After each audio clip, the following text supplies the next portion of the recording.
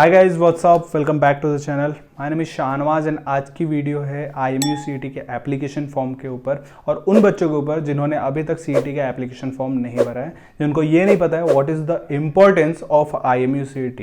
ठीक है, सीधा सीधा क्लीन एंड क्लियर बता देता हूँ स्टार्टिंग ऑफ द वीडियो में ही, एंड थोड़ा सा बाद में थोड़ा सी स्ट्रेटेजीज वगैरह भी शेयर करूंगा। सबसे पहले, अगर आप CET का एप्लीकेशन फॉर्म नहीं भरते हो for this August batch, you are not eligible for August batch as well as February batch. वो बच्चे जो सोचे सर मेरे को तो फेब्रुअरी बैच का प्रिपरेशन करना है, खास करके जो अभी बोर्ड एग्जामिनेशन दे के बैठे हैं, तो अगर आपको फेब्रुअरी बैच का भी प्रिपरेशन करना है तो आपको CET यही वाला देना पड़ेगा। आपके लिए कोई वहाँ पे एडिशनल CET नहीं होने वाला है फेब्रुअरी बैच में। साल में एक CET होता है एंड उसका ही रैंक आपका एप्लीकेबल होता है दोनों बैचेज में। तो ये चीज़ अपने दिमाग में घुसा लो एंड जितना जल्दी हो सके एप्लीकेशन फॉर्म फिल कर दो फॉर द CET। लिंक आपको नीचे डिस्क्रिप्शन बॉक्स में मिला हुआ है IMU के एप्लीकेशन फॉर्म के, सीधा जाके आप उस एप्लीकेशन फॉर्म को फिल कर सकते हो। एंड कोई भी अगर प्रॉब्लम हो तो आप नीचे कमेंट सेक्शन में पूछ लेना, मैं आपको हेल्प कर दूंगा एप्लीकेशन फॉर्म में। पासपोर्ट नंबर वगैरह जो भी चीज़ें पूछती हैं, अगर आप मर्चेंट नेवी में जाने का सोच चुके हो तो what you guys are waiting for, just go and apply for the passport as soon as possible.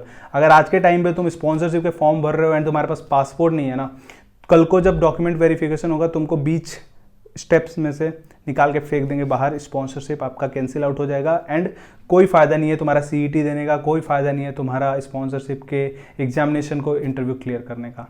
Documentation phase में अगर पासपोर्ट नहीं मिला तो आपको बाहर निकाल दिया जाएगा। तो दिमाग में घुसा लो, जितना जल्दी हो सके CET का एप्लीकेशन फॉर्म फिल कर दो। एंड एडिशनली जितने भी स्पॉन्सरशिप के फॉर्म्स हैं, आई होप सबने फिल कर दिया होगा, नहीं किया है तो उसको भी कर दो। तो ये है इंपॉर्टेंस IMU CET का, आई होप आपको पता लग गया होगा स्टार्टिंग से ही। अब आते हैं थोड़ा सा IMU CET के ऊपर। तो IMU CET अगर आपको नहीं पता है तो Indian maritime university common entrance test आपका 200 नंबर का टेस्ट होता है, जिसमें आपको 3 घंटे मिलते हैं। 0.25 का negative marking, 1 number for each right answer and 0.25 का negative marking for each wrong answer. ठीक है, समझ गए यहाँ तक। उसके अलावा इसमें अगर सेक्शन वाइज पे जाएं तो 50 आपके मैथमेटिक्स हैं, 50 आपके फिजिक्स हैं, 20 आपके केमिस्ट्री हैं, 40 आपका इंग्लिश है एंड 40 आपका एप्टीट्यूड है, जिसमें 20 क्वांटिटेटिव एप्टीट्यूड एंड रीजनिंग है एंड 20 आपके जनरल नॉलेज है। आई होप आपको 200 का पूरा डिस्ट्रीब्यूशन समझ में आ गया होगा। अब जब स्ट्रैटेजीज की बात कर ले तो मैं पर्सनली हर साल यही स्ट्रैटेजी सबको बताता हूँ जो मैंने खुद अप्लाई किया था। देखो, CET में स्कोरिंग पार्ट के लिए आपको पहले जाना चाहिए। केमिस्ट्री बिंग 20 नंबर का सब्जेक्ट ओनली, तो उसको तो छूना भी नहीं है क्योंकि सिलेबस आपका +2 लेवल का होता है। पूरा सिलेबस उन लोगों ने क्लियरली मेंशन किया है +2 लेवल।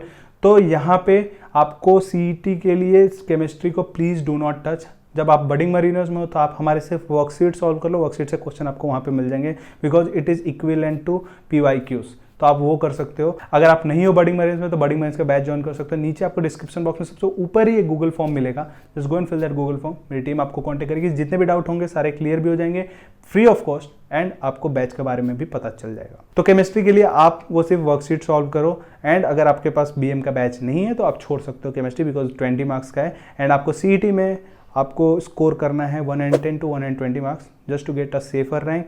किसी को टॉप करने से कोई फ़ायदा नहीं होता है। इवन 14,000 वाले भी अगर स्पॉन्सरशिप लेके बैठे हैं तो आराम से कॉलेज में आज DNS कर रहे हैं, कोई प्रॉब्लम नहीं होता है। तो आपको 110 to 120 का ही स्कोर देख के चलना है। मैंने तो नॉर्मली जो इससे पहले स्ट्रेटेजी बताएं वो 140 के लिए भी बताएं, तो अगर आपको 140 के लिए भी चाहिए तो आप मेरे पुराने वीडियोस देख सकते हो, या फिर आगे चल के और भी मैं टाइम टेबल वगैरह पे वीडियो बनाऊंगा। एंड किस टाइप की वीडियो चाहिए ये भी आप कमेंट सेक्शन में बता सकते हो।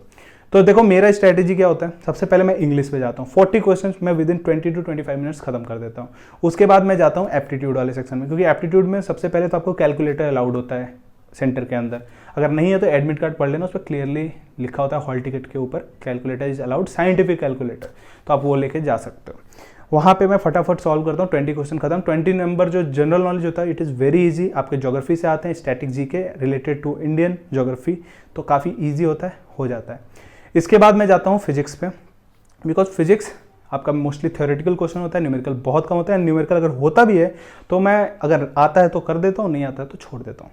इसके बाद मैं जाता हूँ केमिस्ट्री, 20 मार्क्स का है। अगर आपने वर्कशीट वगैरह सॉल्व किया है तो अगर क्वेश्चन उससे आपका लड़ता है तो आप कर सकते हो, नहीं आता है तो आप सीधा छोड़ के आगे बढ़ सकते हो, बिकॉज मोस्टली आपका थ्योरेटिकल क्वेश्चन होता है। लास्ट टाइम मेरे टाइम पे सिर्फ एक न्यूमेरिकल था, that was from chemical kinetics, जो कि NCERT का सेम क्वेश्चन आया हुआ उठ के, तो मैंने आराम से कर लिया क्योंकि मैं जस्ट बोर्ड एग्जामिनेशन दे के गया था। उसके बाद आप लास्ट में आते हो मैथमेटिक्स। मैथमेटिक्स में भी मोस्टली आपके कॉन्सेप्चुअल क्वेश्चन होते हैं, इसीलिए मैं मोस्टली कॉन्सेप्ट पढ़ के गया था।